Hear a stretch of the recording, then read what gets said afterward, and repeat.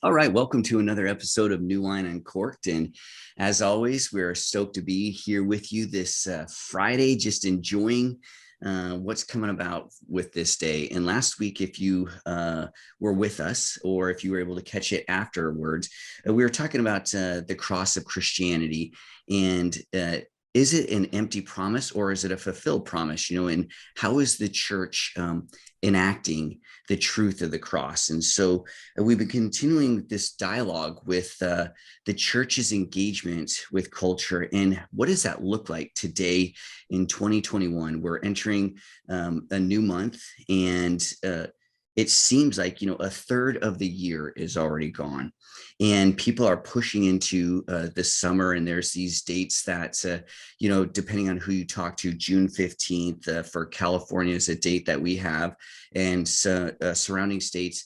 And I've actually heard this saying that June 15th, it's the time when COVID's done, and I'm wondering, in your experiences too, if this is the case with the churches. We have an issue before us.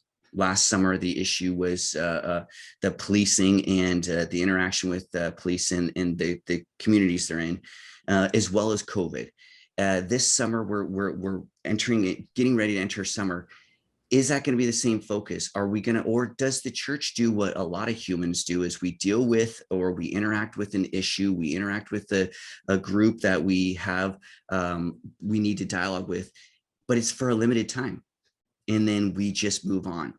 And so what does the church do with this? What is the church's continued role within society that is wrestling with a number of different realities, a number of different, whether you want to call them issues or topics or themes relating to racial tensions? What about the genders and our sexual identity and how we're going to interact as the summer opens up? And the concern has to be also, as society continues to open up, what has happened over the last couple of weeks is shootings, and so as people continue to interact, we've seen some the display of what happens when humans come back into contact with each other. As society opens up, the absence of the church allows then for us to see what happens when humans interact just at a human level is a lot of aggression, and so I'm wondering, here in Northern California, things are opening up a little bit more. People are, out and about, whether they have a mask on or not. And it is getting sometimes a little tension, a lot of tension with whether or not people vaccinate, and families are going at each other. Why don't you vaccinate? Do you vaccinate? Going back to the same thing last summer, whether you wear a mask or don't wear a mask. I'm wondering, as we continue our dialogue of the church's role, and we've been talking about suffering. Last week, we talked about the cross and the cruciform life. How does the church keep this pressing into each other, the human, without losing sight of what it means to be a human? Because so often we say we're doing this for each other, whatever this is, this protest, this movement to gain rights. But then it becomes just about the idea, the policies, the protest, and the people involved are forgotten. How does the church remain that fulfilled promise as we move into an reopening of society without losing the focus, i.e. the Christocentric spirit-led engagement, so to really exemplify what it means to be grace-filled, and spirit-led, truly incarnating divine love? How do we continue to do that so that the world looks at the church and really believes our message? Well, I think in part, just remembering kind of what this whole time, what's kind of going on right now. So what I mean by that is, in Portland, we have, our county is not necessarily closing down again or anything like that, but we extended the order that we kind of had here, the kind of the extreme area that we were in. And part and parcel with that is the fact that people are getting sick more people are getting sick. People are still getting sick. People are still going to the hospital. People are still having this condition, and knowing that, yeah, although vaccinations and people are feeling fine, and stores are open and restaurants are open. I had lunch with 4 people inside of a restaurant like 3 days ago, and that's the first time I've done that in over a year. And so, yeah, just understanding that we're not through with this. Although we feel like it's been long enough, we feel like it's time to get back to normal, get back to some semblance of normal, probably a better way of saying it, but it's not over. And the fact that it's not over is that people are still getting sick and that these things are still going. And that's just a simple way of looking at it, because looking at all these other things in the news and the other cases that we're going to have to be looking at in the weeks and months and years to come, that shootings haven't stopped. The call for stop Asian hate is still around. And so all these kind of things are still there. And just because we say, hey, we stand against this, it doesn't mean that it's stopping. So yeah, that's where I start out. As always, I think I overcomplexify things. But I've been listening to the work of practical theologian Andrew Root. I think he's a professor of youth ministry. He chairs a youth ministry department, I think, at Luther Seminary. He's somewhere in Minnesota. But he draws on the work of Canadian philosopher Charles Taylor and a Parisian or German philosopher. But basically, they talk about how our beliefs are very fragile in this time. So it's not that we live in a quote unquote secular time that wages war against belief, but rather we live in a time where our belief is very fragile. There's a fragility to belief, and so it's very hard for us to have hope in some ways, because belief is so fragile. We lack a imagination of transcendence, because God has been ejected or evicted from our universe, and so our belief is very imminent. It's only our belief is only pertinent to that which we can see, touch, and feel. And so that's a lot of Charles Taylor's work. And then there's also this book. It's called Social Acceleration by Harmut Rosa. I think he's the German philosopher. And it talks about how modernity has accelerated our understanding of time. And so now time is being accelerated exponentially. It's no longer linear of past, present, and future, but time is moving so at such a rapid pace that we can no longer catch up due to the advance of technology. And so we live in a time where hope is fragile, belief is fragile. There's no transcendence, no God above us to watch over us from below. There's no force acting upon us, and time is moving at such a rapid pace we can no longer catch up. And so this leads to a regressive thinking, where we want to go back to the days of the past where things were much slower and where belief was much more easily held, and belief wasn't so fragmented and fragile, but belief was much stronger. And so everything becomes calcified. And I think I say all of that. I do this long philosophical excursus because I think that gives us some footholds for what it looks like coming out of this COVID season or this COVID age. There is no going back to quote unquote normal. I'm with Phil. I've gone out eating with some friends, but what I've realized is the way that I take up space, the way I engage with my friends in public, has to be different. There is no going back to an old normal. We have to create a new normal where masks aren't a burden, masks aren't cumbersome, but masks are actually a new social etiquette. I mean, masks have been socially acceptable in Asia for so long. And so within the United States, it's not taboo. It's not an infringement upon rights. And so we need to get over that. Same thing about racial issues. There is no going back to old days. Old days are segregation. Old days are continued turning away from police brutality. We need to face it head on. And so, whatever it means for our beliefs to be fragile, whatever it means for time to be moving at an accelerated rate, the church needs to find herself as a community in the midst of that.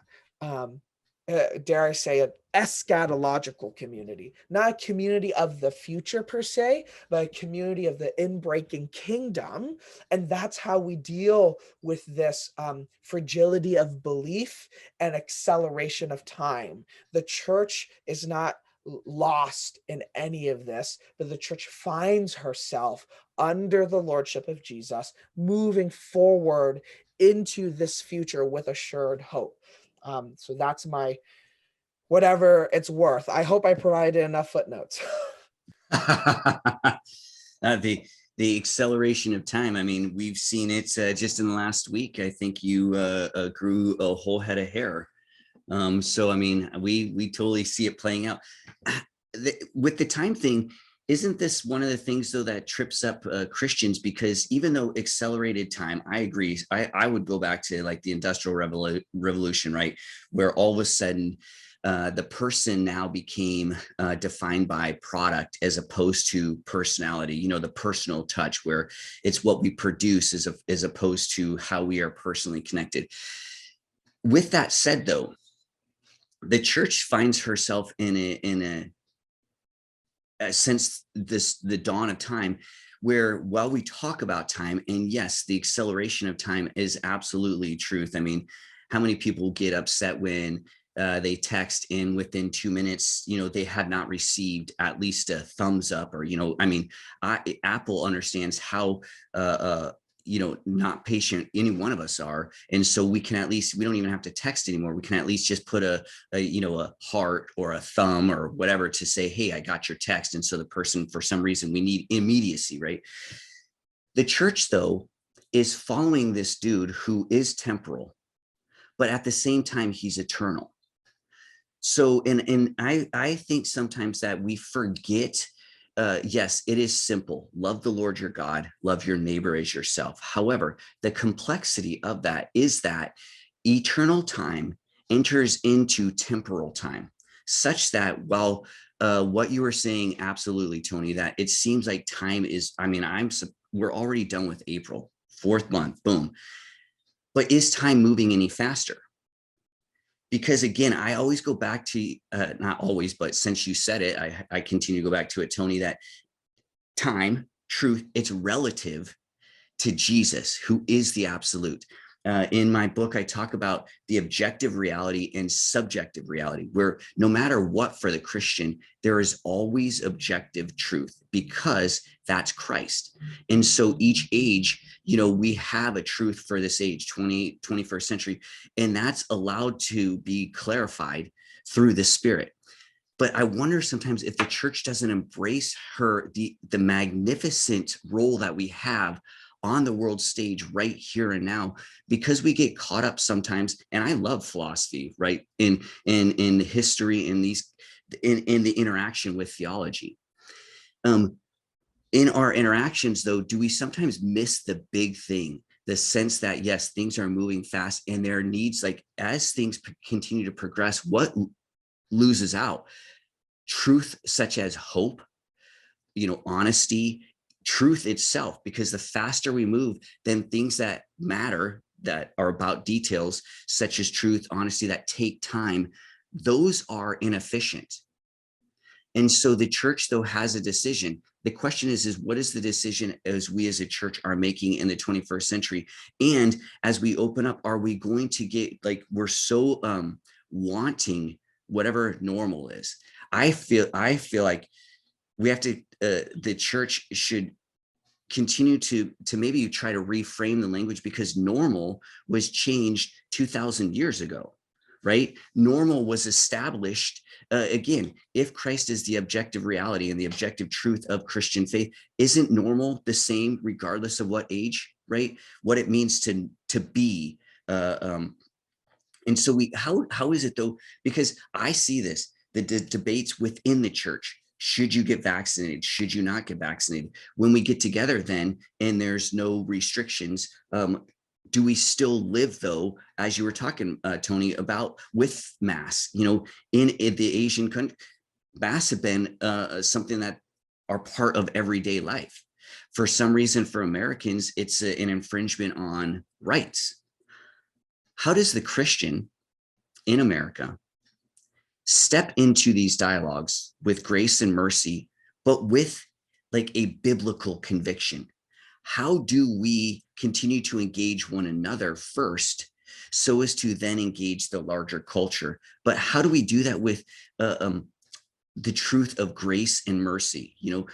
Speaking truth, but doing it with love. And I know that sounds so cliche because that's a Christian, I speak truth in love, and then we yell at each other and we beat each other up. My concern is that because of what you were talking about, Tony, time is always seemingly pressing in. And so that's an excuse, validation as to why we then don't build personal relationships with one another, because we don't have time. And there is a tension there though. The tyranny of the now is the fact that I have friends, if they were to die, they would not spend eternity with me, would not be in heaven. And based on, they would be right now, they would admit that they want nothing of it.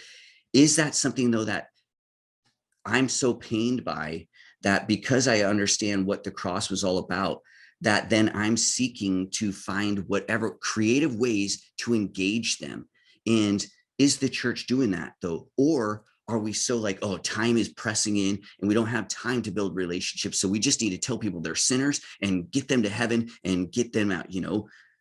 How do we do this with this personal touch? Dr. Metzger is doing a thing with New Wine Tastings on medical ethics and a personalist approach. How do we have a personal approach with our church in today's culture of efficiency and productivity? Yeah, kind of a couple of thoughts there. First off, knowing that we're sharing life together and the various paces that our lives are. So yes, in some regard, many of us want to get back to normal. We want to go to our shopping centers and not wear masks and all the above. And at the same token, all of us know someone who either got sick because of this, who lost someone because of this, who anything of the sort, and not bowling over them to get back to what normal is. And I'll retouch on normal in a moment, but we want to, those of us who do want to push towards normal and just show up to church and, man, God's going to take care of me, I don't need to do anything. I mean, there's churches that are in our town that nothing's changed. they go to have gone to church, no mask, hugging everybody as if there isn't a pandemic going on. But knowing that we need to slow down for those, and the illness is just kind of a broad reminder of just kind of an instant reminder that, yeah, that's a reality. But at the same token, we were reminded through this time of historic evils that's been going on in our country and within our church for so long. And not everyone there has been living at the same pace where we can just, hey, we're just get back to normal. We're right. As Tony said earlier, there is no normal. Normal has been gone. And Matt, you're right. 2,000 years ago, normal has been gone for a long, long time. Kind of begs a bigger question for me, is how come the church has never acted as if normal has always been changed? We've had 2,000 years of acting as if normal, as if there's a normal. No, normal has been changed. Why haven't we been advancing the kingdom? The things that Tony was talking about early on, those are realities for the church that we've consistently had. But why does it take now for us to say, oh, we need to consider it? No, we should have been considering this before. We should have been, as the church, speeding up in some regard, saying, hey, there is something that's coming.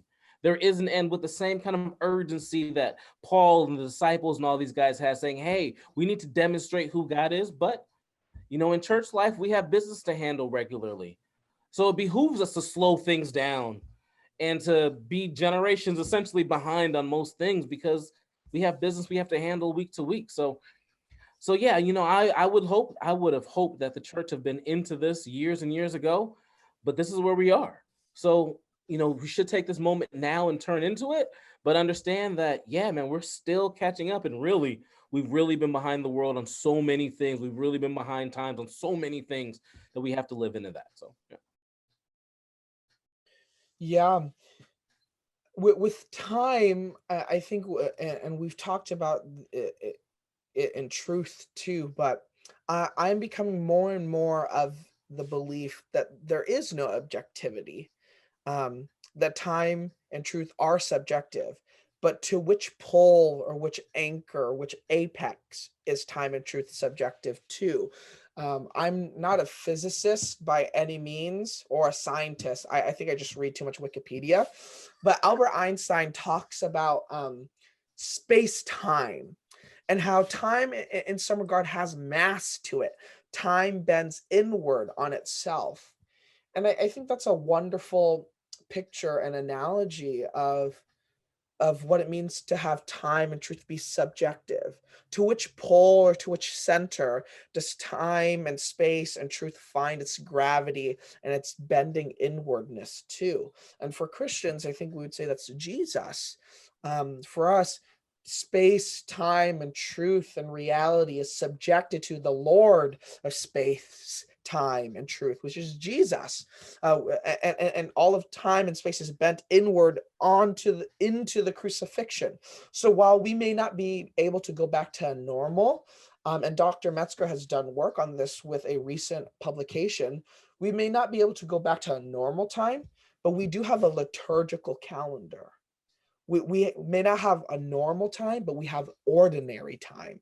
The time of the church calendar, which is leading up and into the significant times of the life of the church. And so for the Christian, what Protestants, low church Protestants, and American Western evangelicals and American Protestants need to recover is that sense of how time is bent inward towards the life of Jesus and towards the crucifixion. So there may be no normal, but there's an ordinary time, a time by which we march.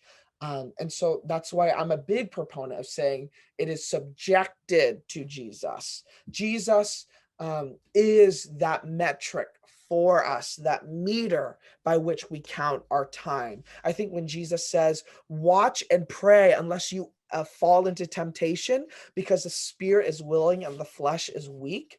I think for you and I, that's what we've lost sight of as the church. And that's a ministry that we need to attend to. I think we can trace it back however far we want, but the American church and its marriage to slavery is it failing to watch and pray. It fell into temptation, and it profited off of the dehumanization of our Black brothers and sisters. That's a failure of the church's ministry. And to Phil's point, like, this isn't anything new. The church should have been on the forefront of that, but because the church was caught up in its time, it failed to be ahead of its time. It did not watch and pray. I think this goes to Phil's doctoral program at Portland Seminary with semiotics and watching the times, and going back to the sons of Issachar who knew to watch the times. This isn't about us trying to be innovative for innovation's sake. This is for us to say, how are we faithfully living out our ministry of watching and praying, so that when the time is subjected to Jesus, when the time is of the inbreaking kingdom, we can be there in faithful obedience to the Lord of Lords and the King of Kings and the host of his kingdom. I think that's the failure of the church, is we keep trying to go back to normal as if we can push normal all the way back to Jesus's day. But Jesus isn't calling us back to that type of retrieval or revival or renewal. It's for this day and this time. But this time has to be subjected to Jesus. So whether it's the issue of slavery, of gender inequality, of toxic masculinity, of how to be loving our neighbor through COVID precautions. There's always a time and a place. But our ministry as followers of Jesus, as the church, is to watch and pray and then subject that time to his lordship, not to be riled up by how fast technology is moving and time is speeding up. Because it really is all relative. But for us, it's relative to Jesus. It bends in on Jesus. And so this is where I do have to apologize. I just got back from a staff retreat out on the coast. So I'm like fired up for ministry. And like, I'm like standing literally on a soapbox today, like just firing on all cylinders and preaching at you guys. So I'm so sorry, but I'm so reinvigorated for ministry because I'm like, man, Jesus is still king. Maybe not to Kanye, but to the rest of us, Jesus is still king, and there's nothing to be afraid of because this is our ministry, to watch and pray.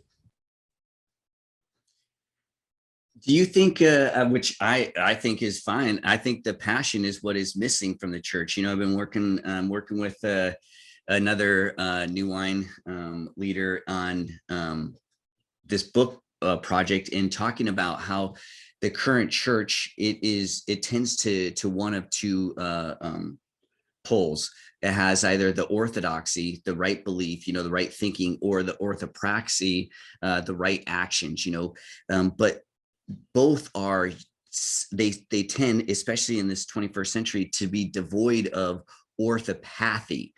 So we have the right thinking, we have the right acting, but it's the right feelings, the emotions, the what we've been talking about, the desire, the intention to embrace the other's suffering so as to suffer with, not for me to try to displace your suffering. And going back to what both of you have said continually, is to believe the person in front of you. The best way for me to truly suffer with you is to, first and foremost, to believe what you're telling me is true. I don't need to validate whether or not the police are overtly brutal to Black men. I don't need to validate that by going with one of my Black brothers and actually witnessing it in person. I see it in front of me on TV and stuff, but I have you telling me, hey, this is the way it is. Well, okay, so first and foremost, we listen and we embrace the other, right? The willingness to actually do life together. And so this truth. And so in that sense, I agree with you, like, because each age, it is relative to that age. It is relative.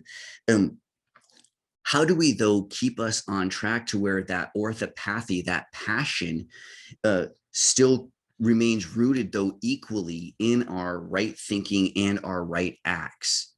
Because again, in the church today, what is the discussion? What is the right act? Is it right for the Christian to get vaccinated and wear a mask, or is that going against the provision and the protection of the Lord? How do we have these? Because I think you're spot on, Tony, that, Christ has to be in that center, and we have to understand that. But there are people within our, not even just evangelical, but within the Christian camp that would agree with you, but would say that the Spirit is leading here. How do we have these dialogues to embrace each other, to say, hey, look, the church should be multifaceted. It should have multiple movements within it, but it's still all grounded and rooted in love the Lord your God and love your neighbor as yourself, right? The salvific truth of Christ is this center. It's the pushing out point, because God reveals so as to invite us into this, reconciliatory act to be the ministers of reconciliation. Well, how can we be the righteousness of God if, whenever we talk to one another, and I'm talking to the church, okay, the outside world, yes, we love that world, but we cannot minister to that world if within we're not embodying John 17, right? That unity. And I'm wondering if these catchphrases, the church so often is allowing culture to redefine that unity is now uniformity, that our ecclesiastic movements, which need to be eschatological, are becoming ecumenical, meaning that it's all about oneness, which is uniformity. So you don't step out. Jesus's ministry lasted 3 years. He was either a complete, whatever you want to call him to society, so much so that those churches that they could deal with him only for 3 years. What does it say about our churches that can, and I'm questioning, that can nestle in a community for 25, 30 years?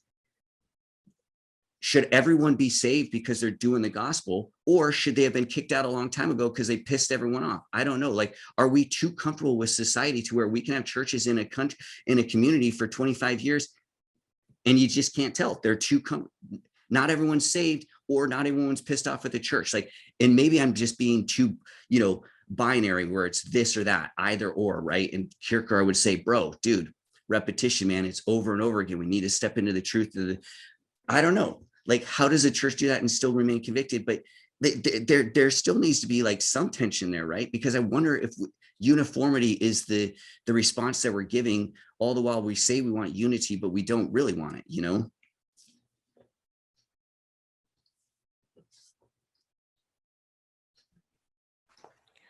Man, a couple of things you could say here too. It's like, when a church is in the community for, oh man, there's so many things. One of the things I'm thinking of is, when is it time for ministry leader? When do you hit the moment when you can say goodbye? And you're like, okay, we've done this, we've done the work in this area, we've done this work now, and now it's time for me as an individual or this ministry to step away. Understanding the signs of saying, okay, I'm done here, becomes a thing. So I know in one of the ministry positions I held before, that was something I didn't know. And so for me, it was like, I just kind of kept going thinking, okay, keep doing the stuff, but I was ended up hurting people along the way as I was doing the stuff. So understanding when it's time to say goodbye, but at the same token, it's not that the world has kind of changed us into the various things that you mentioned, Tony. I mean, Matt, it's more so that as a church, I think as a church, we very often can just operate very different from the world. We kind of embrace that secular sacred thing, and we operate in one sphere, the community operates in another sphere, and we just continue to do our thing. And our thing has nothing to do with what's going on around us. We have no awareness of what's going on in the world around us because we're just doing our thing. And we're so trapped up into that yeah, we can live there forever, and the community has no idea, because it's a whole nother earth just on our little corner of the street. So that's probably one of the biggest things there, is just understanding, yeah, the church has to be engaged in what's going on in and around the community she's a part of. But then also the advancing of the gospel. This is something that we should always be about, advancing just letting folks know, yes, Jesus is Lord. The stuff that Tony was screaming a minute ago. Yes, Jesus is still Lord. Yes, he's coming back again. All these kind of things are weird, but the same token, when we see guys that say that with signs on the corner, we look at them and we say, hey, I don't think I want to be one of those guys. So there's all sorts of things that we need to do, but there is engagement in the world that's around us. So we know that we're actually approaching the gospel with our Bible in one hand, our newspaper in another hand, and saying, oh, here's the things that are going on in the world. Here's how Jesus speaks to those things. And so, yeah, that's what we need to be about. And Phil, to your point, I think the difference between me and the guy on the street is, the guy on the street holding the sign that says Jesus is coming back. It's because, oh, here's the things that are going on in the world. Here's how Jesus speaks. Jesus is coming back because he hates people. Like, Jesus comes back to murk everybody. Whereas I think for me, the invitation is, Jesus comes back because he loves us. And so hopefully that's because usually when somebody stands on a street corner with Jesus is coming back, it's also Jesus hates, fill in the blank. And to your point, Matt, I think, so when we talk about orthopraxy, while conversations around orthodoxy, orthopraxis, and orthopathy are needed and important, I think what happens is we get caught up in the process of our faith rather than the object of our faith. Orthodoxy is, what should I believe in order to be correct? Orthopraxy, what do I need to do in order that's right practice? Orthopathy, what do I need to feel in order for it to be right feeling?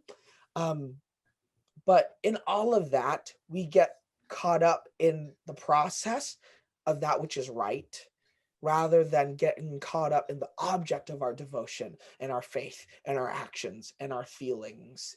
And so I think that in a way delineates between the street preacher with the sign. This is what you need to do in order to not go to hell or not get murked. And for me, I hope our position and our posture is, this is who is coming back. The God that is coming back loves you, rather than is coming because he hates you and wants to murk you. And Phil, to your point with like what you said about, man, churches who implant and embed themselves in a community for like decades, and then now we find that they get caught up in this sacred and secular conversation. I think this is why Bart is so helpful with the dialectical of the thesis and antithesis and synthesis. It's we need to live in this space of nimbleness and humility, where we talk about the sacred secular and the secular sacred, or the secular religious and the religious secular. Our friend Derek Peterson, a longtime New Wine member, wrote a book called Flat Earth and Fake Footnotes, and he talks about the myth that science and religion have always been battling. That's a total myth. Or William T. Kavanaugh, who talks about the myth of religious violence. And so there's this myth going on about faith and secularism battling. But what if secularism is actually an expression of faith? And what if a lot of what is faith today that says it needs to fight against secularism is actually secularism in garb as faith? A lot of what we hear today, depending on the news pundits you listen to, or the pastors from the pulpits you listen to, there's almost no distinction, because secularism is not something to be feared. It's just another aspect of life. That's a part of the acceleration of time. And the church just needs to be faithful and watch and pray, lest it fall into the temptation. And I think to drive this point even further, yes, the crucifixion is a religious moment, but it is also the most secular moment in all of history. It's secular because there on the cross, Jesus, the God of the universe, is emptied of everything. We can say, in a sense, the cross is the most faithless point in history. There, in that most religious moment, is also the moment of most secularity. And so we need to be nimble to live in that space of secular religion and religious secularism. It's a both and. It can't be an either or. Watch and pray. I think for me, that's my prayer for my life. That nimbleness, the faithfulness of my ministry to my brothers and sisters, is to help them navigate this treacherous terrain. And I think that gives us much more grace to be creatures, to be fallible, to be wrong, and not have to have an answer to everything. Yeah, I mean, I don't know if faithlessness, but it definitely dealing with faith, because my thing is what if on the cross it is the most human act? So I want to even get away from the language of sacred secular, because in my viewpoint, with a sovereign God, all is sacred, right? And so the most human act, though, that he did was the cross, because as Paul reminds us, that on the cross, Christ becomes, one of what has defined humanity since our exit from the garden is sin.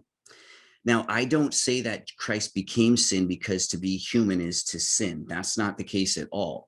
He becomes everything that we recreated, right? We continue to go back to the garden, not to repent, but to gorge on the tree. And we continue to do that daily, right? We fatten ourselves up with the flowing, zucchini juice, that the flowing juices of the fruit of our sin. and as we are sticky and just like disgusting, wondering, why are all these flies feeding on me like I'm a piece of shit? And it's like, well, look at what you've done with the fruit. You've continued to eat the moldy fruit when the Son of God is standing right here with a bouquet, a beautiful wedding feast, of the most luscious juice. And yet what we do is we say, that's okay. I've got my way, you've got your way, right? What Nietzsche says, you do your truth and I'll do my truth, right? And so since the first century, has the church ever contended with, did we really kill God? In 21st century. So I take your point about whether it's faith or faithlessness. The fact is that I don't know if we've contended with the cross, in this I was mentioning it, this book proposal, and I was mentioning to the guy that we're talking about the cover. Would the Christian community be okay with a cover talking about Christ-centeredness or the church day, and it has a depiction of Christ on the cross naked, beat up?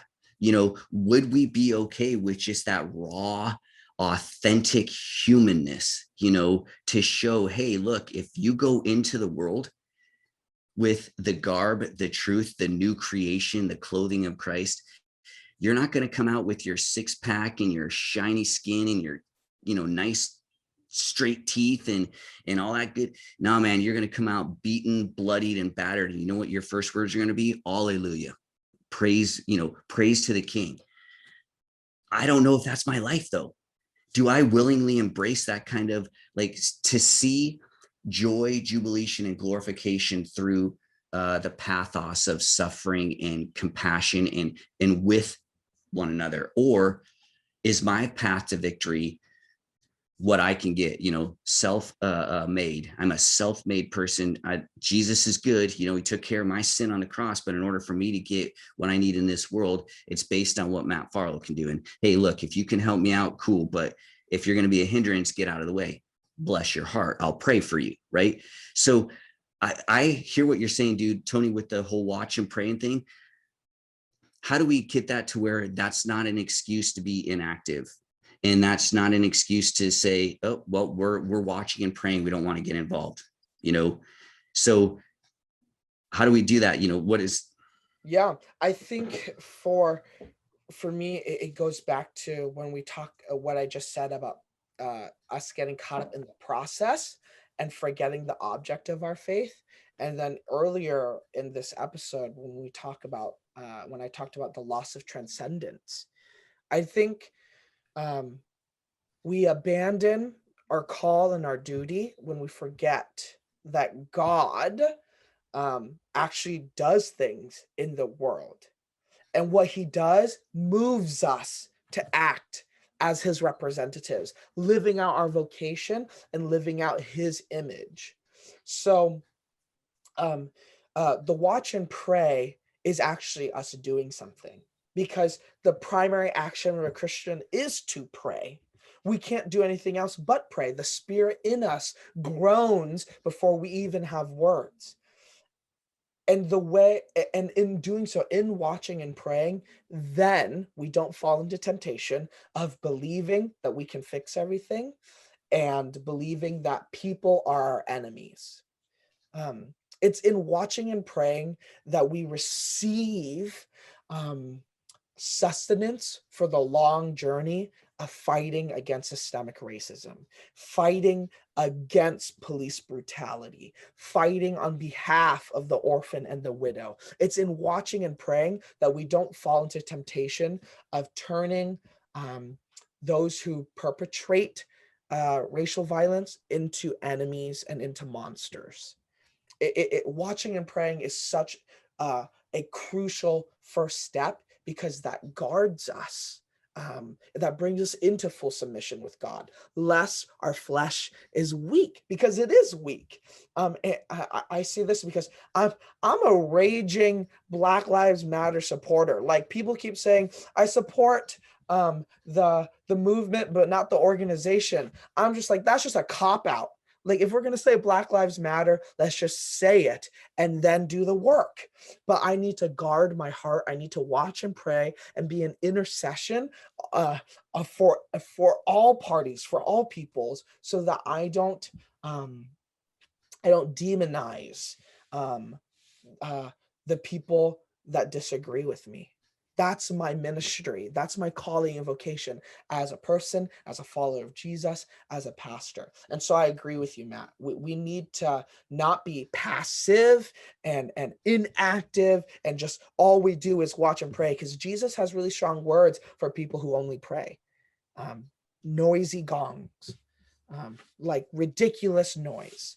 But on the other end, if I don't attend to my depravity in my private life with God, if I don't attend to my inner wilderness, I will go out there and replicate the very same violence that I'm trying to counteract. If I don't lay that foundation of watching and praying, then the process becomes the object, and the object is no longer God. The object is no longer the human person in front of me. And so I hear you. I don't want to be passive and encourage bystanders. I don't want to encourage that, but I also don't want to say, all right, millennials, let's go torch the whole place. Because sometimes it needs to be torched, but then are we going to clean up the garbage? Are we going to rebuild? Like, this isn't a centrist position either. I don't want to be accused of that. I'm not saying let's all be centrists. I'm saying whatever the revolution is, may it start in our hearts first. May it take root and be planted as a seed in the soil bed of our souls, and then move out from there. So that's, I'm not for passivity or centrism either. Yep. And Phil, did you have something? Are you good? Yeah. So, and this is what we're going to continue. We totally appreciate you joining us, on YouTube. Fridays, we're going to be doing it with some live interaction. So you can even put your comments and your questions in the chat, because we want to continue this. Next week, we're going to look into this Christian action, Christian being, the doing and being of the Christian church. What does it mean to watch and pray and continue to press into this, so that, like Tony's saying, there is still a passivity, right? We're passively receiving what the Lord's giving to us, right? We receive that, but then there's an activity there. And what does that look like? How is that done? So that it's done faithfully, so that each one of us can find our own faithful performances, while also then seeking corporately to step out, and this is what New Wine's all about: Christ-centeredness, spirit-led, so as to engage culture, to live within culture, but never to allow culture to guide and direct us, but to actually engage and to interact. And so we're going to continue this conversation as we always have. If you haven't already, just go right there below. You see on that YouTube page right there, just hit the subscribe button, or go to the right side of the video right there with the New Wine logo. If you hit that, you'll hit subscribe. And then each time we do a live broadcast or a video that's been uploaded, you'll be notified. And then also head on over to Facebook, if you're a Facebook person, or Instagram, and just look up New Wine Skins. And then that way you can subscribe or like our New Wine page, or like on Instagram, and be updated with the happenings that are going on here at New Wine. So again, as always, we totally dig hanging out with you and getting into this and dialoguing, because this is what it's all about, that engage, so that we begin to see the sacred within the secular and the secular within the sacred, that we actually see one another. So on behalf of Tony and Phil, I'm Matt. This has been another episode of New Wine UnCorked. Until next week, we'll see you on the flip side. Have a good one.